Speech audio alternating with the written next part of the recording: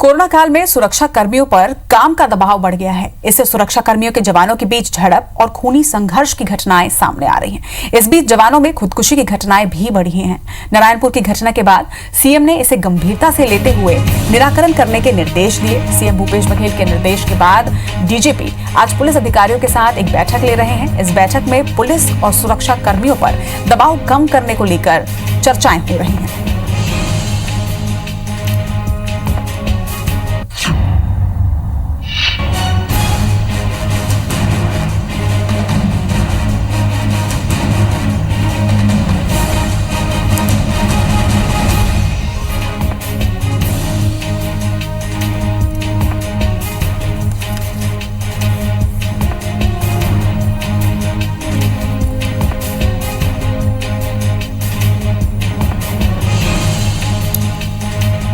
तो रायपुर में आज एक अहम बैठक हो रही है, जिसमें डीजीपी ये बैठक ले रहे हैं तमाम पुलिस अधिकारियों के साथ।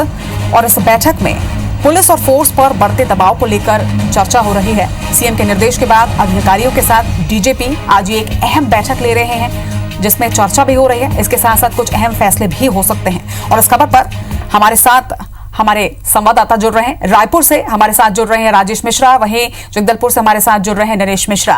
सबसे पहले रुख करेंगे रायपुर का, जहां पर एक अहम बैठक चल रही है। राजेश, एक अहम बैठक आज डीजीपी ले रहे हैं। पुलिस और फोर्स पर जिस तरीके से दबाव बढ़ा है और जिस तरह से सीएम ने निर्देश भी दिए थे इस दबाव को कम करने के लिए तमाम जो व्यवस्थाएं कराई जाए, क्या कुछ अहम फैसले आज इस बैठक में हो सकते हैं और किन बातों पर चर्चा हो रही है?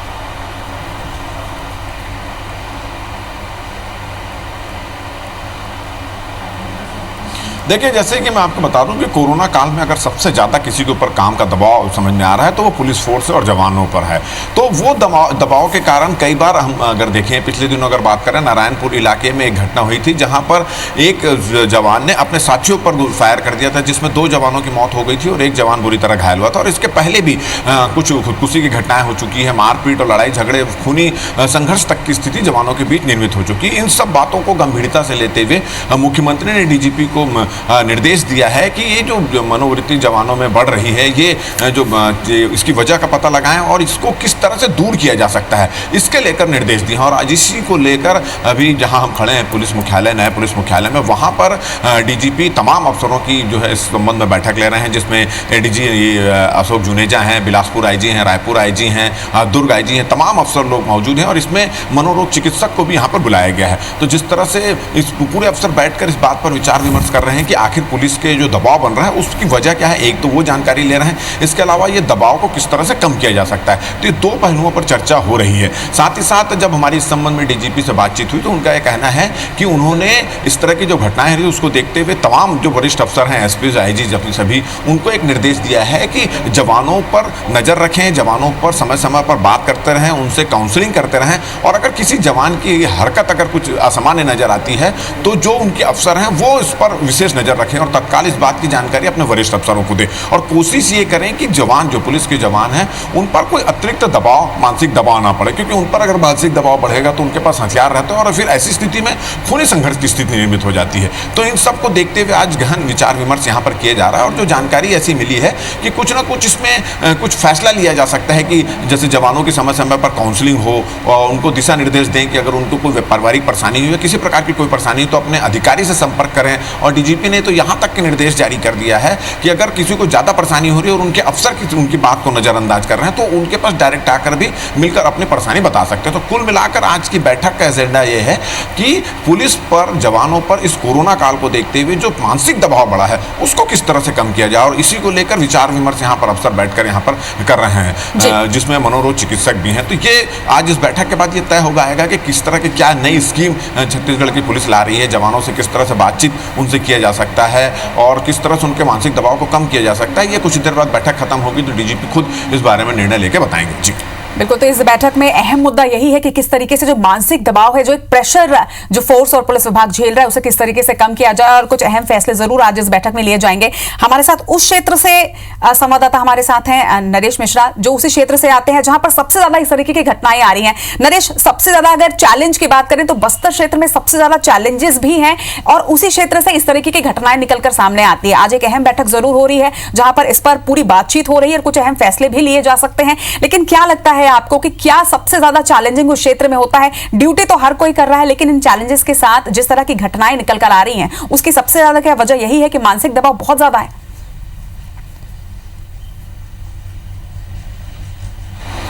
जी हाँ, देखिए सबसे कठिन ड्यूटी इस इलाके में लोग कर रहे हैं, जहाँ सीधी जान पर खतरा होता है, परिवार के लोगों का दबाव होता है, और एक मुश्किल ये भी होती है कि ऐसे इलाकों में वो तैनात होते हैं जहाँ से उनका कोई परिवार से संपर्क ही नहीं होता। पिछले 5 सालों से बस्तर में हम लगातार सुन रहे हैं कि जो मोबाइल नेटवर्क हैं, केंद्र की स्कीम के तहत, राज्य सरकार की प्राथमिकता के तहत उन सब इलाकों में इनका विस्तार किया जा रहा है। पर अब भी ऐसे कई कैंप हैं, दर्जनों कैंप हैं जहाँ पर मोबाइल की कनेक्टिविटी नहीं है, और ऐसे में एक तरह से एक खुली जेल की तरह उस छोटे से कैंप के अंदर जो जवान हैं वो वहाँ पर पोस्टेड रहते हैं, और ऐसे में वो अपनी ड्यूटी निभा रहे होते हैं, दुश्मनों के बीच मौजूद होते हैं, तो उनके लिए दबाव काफ़ी ज़्यादा होता है। और क्योंकि पग पग पे एक तरह से सीधा मुकाबला है, मौत है, तो ऐसे में हर पल उनके लिए चुनौतीपूर्ण होता है। ऐसे में जब ये दबाव बढ़ता है या किसी तरह की परेशानियां आती हैं, तो वहाँ पर उस परेशानी से निपटने के लिए कई बार मानसिक संतुलन खो बैठते हैं जवान। और अगर आप देखें तो पिछले 10 साल में औसतन करीब हर साल 5 के करीब जवान इस तरह की घटनाओं से हताहत हुए हैं, आपस में एक दूसरे से नाराज़ होकर या अपने अधिकारी पर उन्होंने बंदूकें तानी हैं। तो इस तरह की घटनाएं बढ़ी हैं, और इसकी सीधी वजह दबाव है इन इलाकों में। पहले ये बड़ी वजह मिलती थी कि छुट्टियां जवानों को नहीं मिलती थी, लेकिन आप अगर देखें तो इस मामले में सीआरपीएफ ने काफ़ी बेहतर काम किया। उनके कैंपों में चाहे जवानों को दबाव से मुक्त करने के लिए जो ट्रेनिंग होनी चाहिए उस मामले में बेहतर हुआ है, और छुट्टियां देने का सिलसिला भी बेहतर हुआ है। तो इस तरह की घटनाएं पैरामिलिट्री फोर्सेस में कम हुई हैं, क्योंकि ज़्यादातर वो काफ़ी अलग अलग जगहों से, देश के बिल्कुल एक सिरे से दूसरे सिरे तक कई बार ड्यूटी करने आ जाते हैं, तो वहाँ उनको सामंजस्य बिठाना मुश्किल होता है। इस लिहाज से स्टेट पुलिस को भी काम करने की आवश्यकता महसूस की जा रही है, जिस तरह से घटनाएं बढ़ रही हैं। बिल्कुल सही कह रहे हैं नरेश। और पहले खुदकुशी की घटनाएं सामने आई, लेकिन खुदकुशी के साथ साथ अब इस तरीके की घटनाएं भी सामने आ रही हैं, जब सहयोगी आपस में ही एक दूसरे पर गोली भी चला रहे हैं, तो ये कुछ ज्यादा ही चिंतनीय है।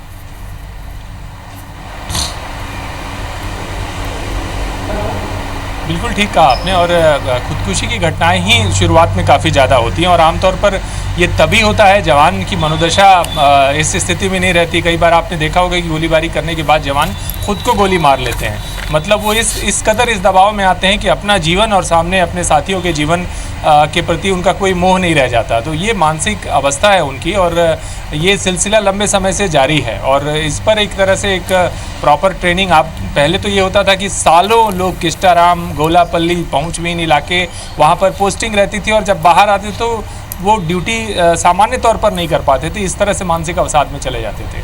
तो केवल ज़रूरी यही नहीं है ये देखना कि जहाँ घटनाएं हो रही हैं उन्हीं कैंपों पर काम किया जाए, ये भी देखने की आवश्यकता है कि जो उन इलाकों में वर्षों से तैनात जवान हैं उनके लिए क्या विकल्प है, क्या उनके लिए कुछ किया जा सकता है। तो ये एक बड़ी परेशानी की बिल्कुल सही कह रहे हैं। तो परेशानी समझ में आ गई है कि किस तरीके से काम का प्रेशर ज्यादा है, चैलेंजेस उस क्षेत्र में काफी ज्यादा हैं, और उसके बाद फिर अब ये भी समझ में आ गया है कि मानसिक लेवल, मतलब मानसिक प्रभाव पड़ रहा है, स्ट्रेस बढ़ रहा है जवानों का। तो किस तरीके से उस पर फैसला लिया जाएगा, और क्या आज अहम फैसले, क्या उसका सोल्यूशन निकाला जाएगा, इस पर हर किसी की नजर रहेगी। आप दोनों का ही बहुत बहुत शुक्रिया हमारे साथ जुड़ने के लिए।